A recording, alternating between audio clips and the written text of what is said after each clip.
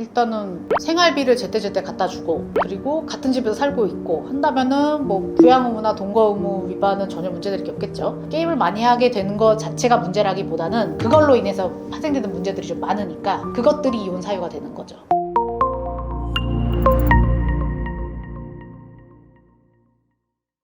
변호사님 안녕하세요. 안녕하세요. 변호사님, 오늘 제가 사연 하나 가져왔는데 상당히 필요한데 혹시 가능하실까요? 네네. 오늘 사연은 게임에 빠진 남편 때문에 이혼을 고민하는 30대 아내분의 사연을 가져왔는데요. 남편이 퇴근 후에 주말 내내 관문을 걸어 잠그고요, 게임만 하면서 이건 내 유일한 취미야, 건들지 마 라고 하고 그냥 이렇게 건물을 콱 닫아 버리신대요. 근데 이게 단순히 게임을 오래 한다는 이유로 이런 것만으로 법원에서 이혼 사유가 될까요? 뭐 단순히 게임을 많이 한다는 것 자체만이라기보다는 그로 인해서 파생되는 문제들이 있겠죠. 이제 그것 때문에 이제 한쪽 상대방이 못 살겠다 하면은 이혼 사유가 될 수 있는 거죠.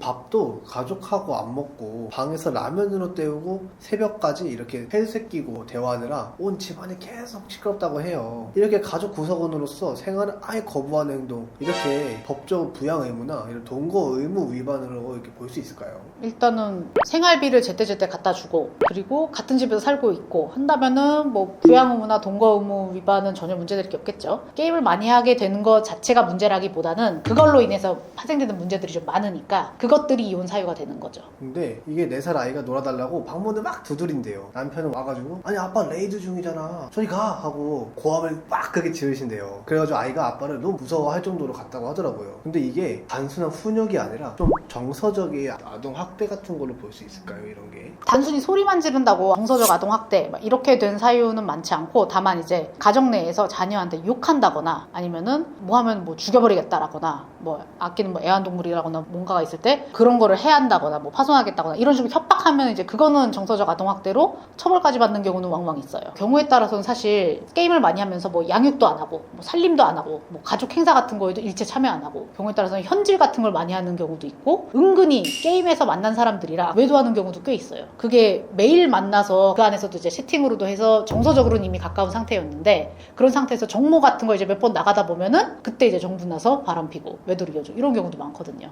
변호사님, 이게 양육권으로 좀 이야기를 해볼게요. 양육권을 무조건 가져오고 싶어 하시거든요. 엄마가? 네, 남편은 돈은 내가 버니까 내가 키우겠다 막 이런 식으로 이야기는 하세요. 근데 게임 때문에 아이에게 뭐 소리 지르고 이런 방해만 사실, 이런 것 때문에 좀 양육권을 꼭 가지고 싶어 하는데, 이런 게 엄마한테는 어떻게 유리하게 작용할 수 있을까요? 원래도 이제 경제력이 얼마나 있느냐가 양육권에 그렇게 결정적인 건 아니에요. 양육자 지정하면서 법원에서 제일 중요하게 보는 게 아이 복리에 얼마나 도움이 되느냐 이거거든요. 근데 지금 아빠가 그렇게 게임하면서 애한테 소리 지르고 막 애가 무서워한다고 하면 일단 아이가 아빠랑 사는 걸 원치 않을 것이고, 그리고 아이가 너무 어려서 아이 의사를 명확하게 뭐 반영할 수 없겠다라고 한다고 하더라도 아이 어릴수록 엄마한테 조금 더 유리한 경향도 있고, 그리고 특히나 사연같이 아빠가 아이를 방치하고 있으면 당연히 엄마한테는 유리한 사정인 거죠. 경제력인 거야 뭐 엄마가 양육비 받으면 되는 거니까. 그럼 이런 양육비 같은 게 네. 아이의 이런 의견이 더 중요한 건가요? 어릴수록 아이가 의사가 명확하지 않다라고 판단하니까 그냥 어릴수록 엄마한테 살짝 유리한 경향이 있는 거고, 나이가 많아질수록 애들 의사를 더 반영을 하는 거죠. 그리고 애들이 또 이제 지내다 보면 엄마랑 좀 더 오래 있던 애들은 사실 엄마 편을 들 수밖에 없고, 아빠랑 좀 더 오래 있었던 애들은 아빠 편 들 수밖에 없어서 아이들 의사를 반영하는 거는 애들이 어느 정도 큰 이후에 한 3, 4학년 정도는 돼야, 그쯤 되면은 이제 재판부에서 애들 의견을 조금 적극적으로 많이 반영을 하죠. 그러면은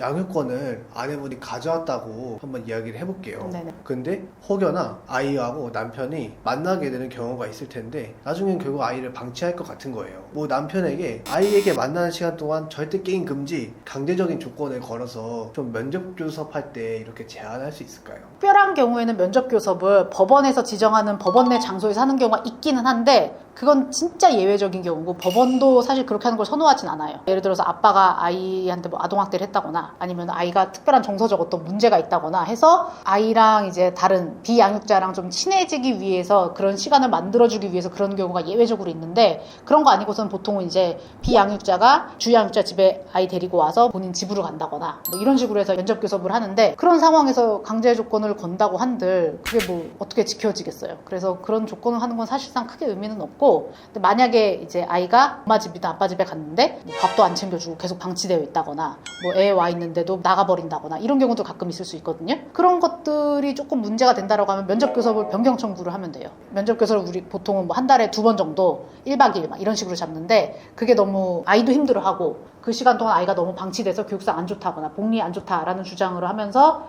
면접 시간을 축소할 수도 있고, 그런 식으로 변경 청구를 하면 되죠, 추후에. 그럼 변경 청구 같은 경우 문제가 생길 때마다 이렇게 변경 청구가 가능한 건가요? 그러니까 이제 법원에서도 그 사유를 좀 까다롭게 보죠. 조금 하나 수틀렸다고 이제 신청하는 거는 안 받아주겠죠. 계속 지속적으로 이런 문제가 있고 아이 복리에 나쁠 거라고 판단이 들면은 그때는 이제 면접교섭 제한을 하겠죠. 근데 가끔씩 이제 이혼하시고 나서 본인이 이제 전 배우자에 대한 감정이 안 좋으니까 그 이유만으로 아이가 이제 엄마라든지 아빠랑 못 만나게 하려고 하시는 경우가 있거든요. 그런 목적으로 애 데리고 갑자기 막 외국으로 나가서 몇 달 살기를 한다거나 이런 식으로 목적이 부당한 게 너무 티가 나는 경우에는 면접교섭 변경 청구 안 받아들여지죠. 근데 아이가 이제 커가면 어렸을 때는 이제 시간이 많으니까 2박 3일, 3박 4일 이렇게 아빠랑 일정 잡아놨다가 혹은 엄마랑 일정 잡아놨다가도 아이가 나이가 많아지면서 공부도 해야 되고 바쁘잖아요. 그럼에도 불구하고 이제 상대방이 이제 꼭 그 날짜를 고수해야 된다라고 주장을 하는 상황이라면, 그러니까 이 말은 결국엔 협의가 안 된다라고 한다면 변경 청구가 인용될 가능성이 좀 커지는 거죠. 그런 사정 변경이 있을 땐.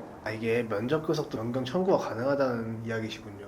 근데 현재 전세 자금 대출 이자가 연체된도 상황이 안 좋으시대요. 알고 보니까 남편이 몰래 게임 아이템을 2천만 원씩이나 마이너스 통장에 깨면서까지 구매했다고 해요. 그렇게 어이없는 빚이 생겼는데 이 부분은 어떻게 보실까요? 마이너스 통장을 썼다라고 하는 거는 채무까지 발생시켜 가면서 그 돈을 썼다는 의미잖아요. 그럼 결국에는 이 가정의 가계 규모의 감소를 초래하는 거고, 이게 가계 규모에 따라 달라질 수는 있을 텐데, 예를 들어서 뭐 한 수백억, 수천억대 자산가가 취미에 그 정도 돈을 썼다라고 하면은 문제가 안 될 수도 있겠지만, 이분 같은 경우에는 지금 주택담보 이자도 밀리고 있고 대출 이자 밀리고 있고 그 상황에서 마이너스 통장으로 또 대출을 일으켰다라는 거니까 이 정도면은 사실 이혼 사유가 충분히 될 수 있겠죠. 결국에는 빚이 2천만 원 생겼잖아요. 이거를 부부 공동의 빚으로 봐서 결국에는 와이프도 갚아야 되는지 아니면 남편이 혼자 다 떠안을 수 있는지 어떻게 될까요, 이렇게? 일반적으로 혼인 기간 중에 채무가 발생했으면 그거는 부부 공동 재산으로, 부부 공동 채무로 추정을 하는데, 이 부분은 채무가 눈에 보이게 발생을 한 거니까 이 채무를 덜어내느냐 문제인 건데, 채무 없이 그냥 본인이 가진 돈에서 이렇게 돈을 쓴 경우도 있을 거 아니에요? 그런 경우에는 만약에 와이프가 이혼할 때까지 그걸 몰랐다라고 한다면 내가 모르는 지출이 있었던 거니까 이 부분을 원래 있었던 것처럼 원상 회복시키는 개념으로 다시 끌고 와서 재산 분할을 그렇게 하는 경우도 있을 거고, 와이프가 알았다라고 한다면은 이 부분은 다시 끌어온다거나, 이미 있는 돈에서 쓴 거니까 혼자 책임을 진다는 거는 있을 수가 없는 일이니까 이 부분은 기여도에서 많이 깎이겠죠. 공동재산의 감소를 초래한 거니까. 근데 남편이 이런 말을 했대요. 이 게임 계정에 난 2천만 원 썼어. 그러면은 이 게임은 나중에 아이템을 팔거나 이 계정을 팔면은 어차피 1천만 원 들어온대요. 그러면은 이건 내 재산이야 라고 이렇게 말을 했거든요. 그러면 이 게임 아이템 아니면 계정도 재산 분할 대상에 쳐주나요? 그게 채무라면 혼자 책임을 지게 한다거나, 아니면 그렇게 썼다는 이유만으로 원래 있는 재산으로 그냥 게임 아이템이 얼마든 간에 이미 들어간 돈을 갖고 와서 원상회복 시켜놓고선 재산 분할을 한다거나, 아니면 기여도로 깎는다거나, 이미 남편이 소비해버린 것에 대한 반영은 될 거거든요. 기여도가 됐든 아니면 원상회복이 됐든. 그러니까 굳이 게임 아이템까지 갈 필요는 없을 것 같은데, 경우에 따라서 뭐 게임 아이템도 뭐 희소성이 있으면 가격이 오르는 경우가 있을지 모르겠는데, 주식처럼 한 1,000만 원 들여서 샀던 게임 아이템이 이혼할 시점 됐을 때 막 희소성 때문에 막 3천만 원 막 이렇게 됐다라고 한다면, 그걸 이제 와이프 측에서 입증을 해내고 그 재산을 재산 분할 대상으로 못 삼을 것도 없을 것 같아요. 뭐 어찌까지는 있는데 입증하기가 쉽지가 않겠죠. 그런 게임 아이템 파는 게 시가가 있는 것도 아닐 거고, 저 사실 부르는 게 값이가 호가일 텐데 그걸 가지고 이제 명확하게 이 가치를 산정하기는 쉽지 않으니까, 입증이 어려워서 그렇지 입증만 할 수 있으면 재산 분할 대상으로 충분히 삼을 수는 있을 것 같아요. 입증만 될 수 있으면 재산 분할이 된다는 말씀이시네요. 할 수 있을 것 같아요. 안 될 게 없으니까. 결국에 남편은 폭발하면서 한마디가, 내가 뭐 술을 마시냐 바람을 피우냐 건전하게 취미생활 하는데 왜 이렇게 쥐잡도 잡냐, 오히려 이렇게 큰 소리를 내신다고 하세요. 근데 이게 남편 말대로 이런 도박이나 아니면 이런 외도 같은 그런 게 아니면은 좀 관대하게 봐주나요, 이런 게? 관대하게 봐주는 경향이라기보다는 특정 행위가 이 혼인 관계에 파탄을 일으키는데 얼마만큼의 상당한 인과관계가 있느냐, 요거를 입증을 이제 해야 될 텐데, 외도 같은 경우는 사실 너무 직접적으로 이제 가정을 파탄을 내는 행위니까 이거는 뭐 볼 것도 없이 좀 어느 정도 이제 위자료 시세가 좀 정해져 있죠. 그거대로 이제 판결 나오기가 쉬운데, 이런 부분은 얼만큼 이제 행위 정도가 얼마나 중했느냐, 그리고 그 행위로 인해서 가정이 실제로 얼마나 타격을 입고 파탄을 입었는지 이거를 좀 입증을 해내야 될 텐데, 그게 사실 조금 까다로울 수는 있겠죠. 그래서 명백하게 눈에 보이는 외도, 도박, 폭행 이런 거에 비해서 조금 이제 위자료가 덜 나올 가능성은 있죠. 아내분이 이혼과 양육권을 이렇게 확실히 가져오기 위해서 지금 당장 모아야 될 이런 핵심 증거는 무엇일까요? 게임을 많이 한다는 이유로 이혼까지 생각을 하고 계신다라고 한다면 당연히 얼마나 게임 많이 하는지, 게임 접속 시간, 뭐 로그 기록 같은 거 있으면 너무 좋겠죠. 양육권을 위해서 남편이 게임을 하면서 아이를 뭐 방치했다거나 홀대했다거나 양육에 아예 뭐 손을 안 댔다거나 이런 것들은, 예를 들면은 두 사람 간에 다투는 그 순간을 녹취해서 오시는 경우도 있고, 그리고 카톡이든 뭐 아니면은